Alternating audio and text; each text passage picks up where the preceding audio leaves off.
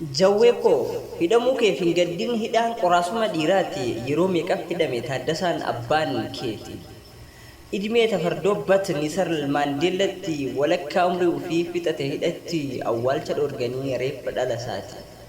Haati manaas duunaan ugguran hidhatti murtii du'aa irraa jijjiirran idimetti osoo abdii muriin waggaa 27 dabarse hidhatti booda achi bahee bilisummaa labse Saawuz Afrikaatti. Turus dhaqqabeera bakka hawwii isaatti atis abdiin muriin geetta hawwii keetti. Simatu nuuf labsa bilisummaa Oromiyaa heez Oromoo First ilma abbaa gadaa yartuun abbaa ganeettiin waamu haadha dhiira dhiirarraa dhalate akkamiin madaala tarsiimoo kamiinuu eenyutu si caala warra yakkamtootatu yakkasitti faala. Xurii itti dibu hojii kee si jalaa abad hin xuroftu seenatu siif ragaa seenan awwaalamuu hin badu kijibaan hanga fedhe turus hin nyaatamu reermaan. Seenan bar seenaadha isuma dubban kan waggaa kumootaa abshir jedhi leenca seenatu si faarsa. Rakkoorra mudattes seenan galmeesseera jiraachuu soo dandeettu akka fedhe geetti biyya addunyaarraa saba kanaaf jettee dhandhamte gidiraa. Kan ati nuuf taate Waaqayyos argeera mul'ata kee hanqattu gaaf tokkotti geessa. Abjoottee hin haftu abjuun kees dhugooma.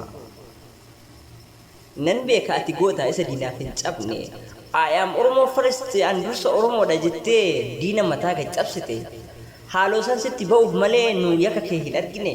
Kalee bara dukkanaa diina mootee injifattee dhagaa jarri nuun darbatan OMN ittiin jaartee. Sammuun kee maayikirooskooppiidha shira diinaa dura hubatte tarsiimoodhaan masaktee.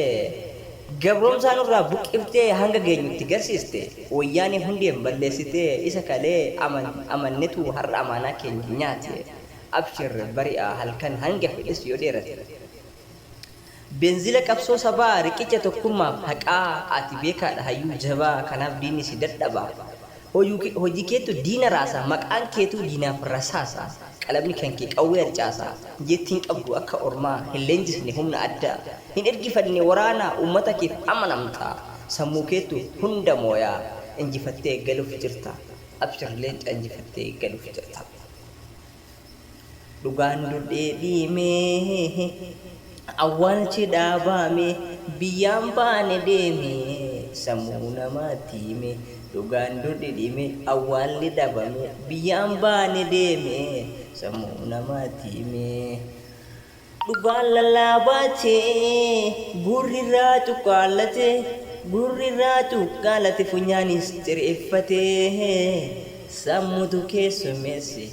Ularraa banate sammuu keessummeesse ularraa banate laftini bari'a Waaqayyo yoo jedhe laftini bari'a yoo rabbiin nu fedhe yoo rabbiin nu fedhe abshir abshir abshir.